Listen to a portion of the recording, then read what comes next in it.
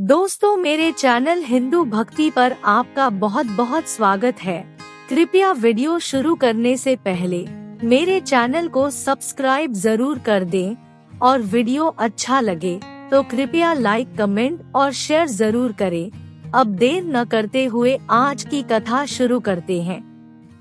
दोस्तों, जब दानवीर सूर्यपुत्र कर्ण ने भगवान श्री कृष्ण से रोते हुए पूछा कि आखिर मेरा दोष क्या था, उसके बाद भगवान श्री कृष्ण ने क्या उत्तर दिया, दोस्तों आप देख रहे हैं हिंदू भक्ति चैनल। चलिए अब करते हैं ज्ञान की बात। वीडियो में आगे बढ़ने से पहले चैनल को सब्सक्राइब अवश्य करें और बेल आइकन को भी जरूर दबाएं। दोस्तों, दानवीर सूर्यपुत्र कर्ण महाभारत का एक ऐसा वीर योद्धा जिसकी गाथाएं आज तक प्रचलित है। अब जल्दी से आगे बढ़ते हैं और जानते हैं उस क्षण के बारे में जब भगवान श्री कृष्णा और सूर्यपुत्र कर्ण के बीच में संवाद हुआ। ऐसे में सूर्यपुत्र कर्ण ने भगवान श्री कृष्ण से पूछा, मेरा जन्म होते ही मेरी माँ ने मुझे त्याग दिया, क्या अवैध संतान होना मेरा दोष था? द्रोणाचार्य ने मुझे सिखाया नहीं, क्योंकि मैं क्षत्रिय पुत्र नहीं था। परशुराम जी के पास गया तो उन्होंने मुझे सिखाया। जब मैंने उनसे शिक्षा प्राप्त कर ली और तब उन्हें मेरी सच्चाई के बारे में पता चला तो उन्होंने मुझे श्राप दे दिया कि जिस वक्त मुझे उस विद्या की सर्वाधिक आवश्यकता होगी उस समय वो विद्या मेरे काम नहीं आएगी, क्योंकि उनके अनुसार मैं क्षत्रिय नहीं था। केवल संयोगवश एक गाय को मेरा बाण लगा था तो उसके स्वामी ने मुझे श्राप दे दिया, जबकि मेरा कोई दोष नहीं था। द्रौपदी के स्वयंवर में भी मेरा खूब अपमान किया गया, मुझे सूत पुत्र कहा गया। माता कुंती ने मुझे आखिर में मेरे जन्म का रहस्य बताया और उस समय भी उन्होंने दान में अपने बेटे को बचाने के लिए कहा। जो कुछ भी मुझे प्राप्त हुआ वो मुझे दुर्योधन से ही प्राप्त हुआ, तो अगर मैं उसकी तरफ से लड़ा तो मैं गलत कहाँ हुआ वासुदेव? उसकी बात सुनकर भगवान श्री कृष्ण ने उत्तर दिया, हे राधे, मेरा जन्म कारागार में हुआ। जन्म से पहले ही मृत्यु मेरी घात लगाए बैठी थी। जिस रात मेरा जन्म हुआ उसी रात मैं माता पिता से दूर कर दिया गया। मेरे मामा कंस मुझे मारना चाहते थे। तुम्हारा बचपन खड़क, रथ, घोड़े, धनुष और उनके बाणों के बीच धुन सुनते हुए बीता है।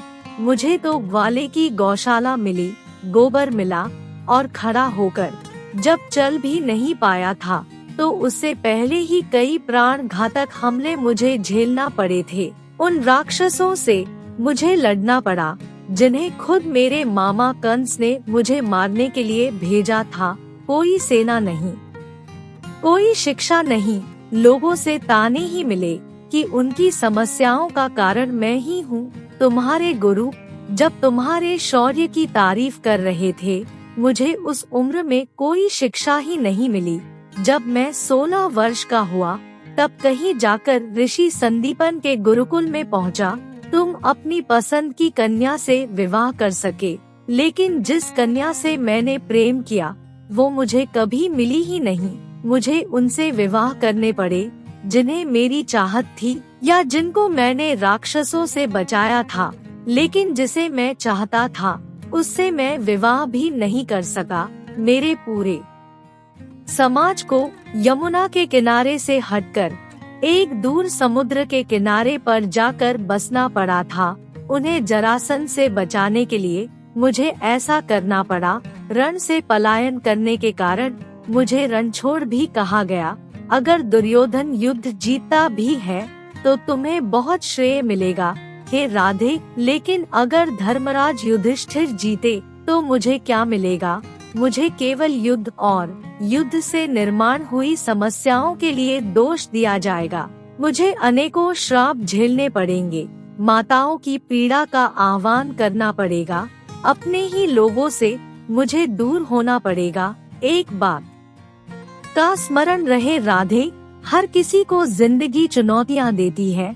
जिंदगी किसी के भी साथ न्याय नहीं करती। दुर्योधन ने अन्याय का सामना किया है तो युधिष्ठिर ने भी अन्याय को भुगता है। लेकिन सत्य धर्म क्या है, ये तुम भली भांति जानते हो।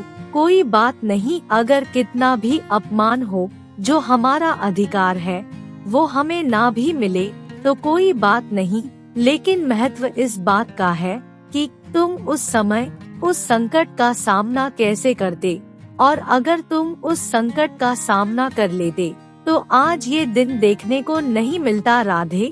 इसलिए रोना धोना बंद करो। हे राधे, जिंदगी न्याय नहीं करती। इसका मतलब ये नहीं होता कि तुम्हें अधर्म के पथ पर चलने की अनुमति दी जाए। आज तुम्हारी मौत का वक्त निश्चित है, वो भी अर्जुन के हाथों। ऐसे में कर्ण ने दोबारा श्री कृष्ण से प्रश्न न किया, मैं मृत्यु के लिए तैयार हूँ, लेकिन मेरे सामर्थ्य का क्या?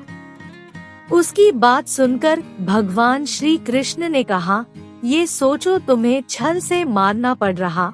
हे राधे, इससे बड़े सामर्थ्य की बात क्या हो सकती है? तुम्हारा रथ भूमि में फंस चुका है, उसका पहिया तुम्हें निकालना ही पड़ेगा राधे। यही कालचक्र का नियम है। और इस समय छल पूर्वक अर्जुन को अंजलि शस्त्र से तुम्हारा वध करना ही होगा राधे, क्योंकि यहीं से धर्म की नींव रखी जाएगी और धर्म के लिए ये सब करना पड़ेगा राधे।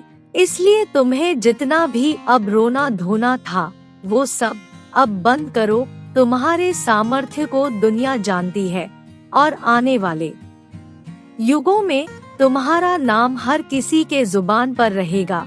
सूर्यपुत्र महारथी दानवीर कर्ण। दोस्तों, आपको कैसा लगा भगवान श्री कृष्णा और कर्ण का ये खास संवाद?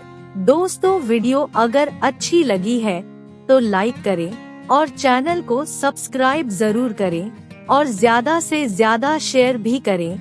दोस्तों, मिलते हैं अगली बार एक नई वीडियो के साथ। आपके प्यार और स्नेह के लिए बहुत बहुत धन्यवाद।